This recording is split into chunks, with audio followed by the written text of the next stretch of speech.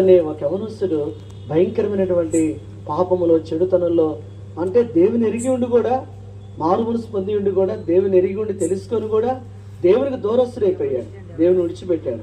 అందుకని సమూయేలు రాత్రంతయు కూడా ఆ సౌలు కోసం ప్రార్థన చేశాడు. దేవా, సౌలుని మరలా తిరిగి సరిచేయి, అతడు నేను విశ్వాసం ఉంచిన వాడు, నిన్ను అంగీకరించిన వాడు, వెలిగించబడిన వాడు మరలా తిరిగి చీకట్లోకి వెళ్ళిపోయాడు, పాపంలోకి వెళ్ళిపోయాడు, ఆ వ్యక్తి మారాలి ప్రభు అని చెప్పి ఆ సమయంలో దైవజనుడు సౌలు కోసం రాత్రంతా ప్రార్థన చేశాడు. ఎవరైనా మారకపోతే, ఎవరైనా పడిపోతే, ఇంకా మరలా దేవునికి దూరం అయిపోతే వాళ్ళ కోసం మరలా మనం కొన్నిసార్లు ఏం చేయాలి?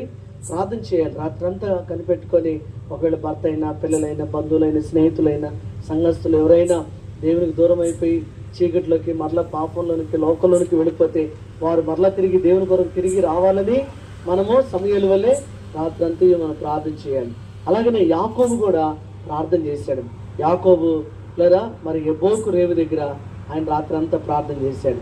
ప్రియమైన దేవుళ్ళరా, ఎందుకు ప్రార్థన చేశాడంటే తల్లిదండ్రులు విడిచిపెట్టి దూరదేశం వచ్చాడు.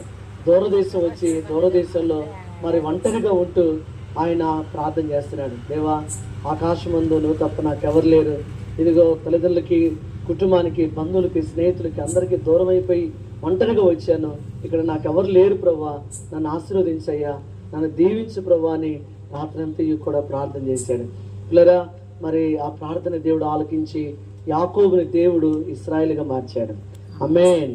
యాకోబుని దేవుడు ఇశ్రాయేలుగా మార్చాడు. దేవుడు యాకోబును ఆశీర్వదించాడు, అనేక జనాంగానికి దీవెనకరంగా చేశాడు. అంతేకాదు తన 11 మంది పిల్లల్ని చూసుకున్నాడు.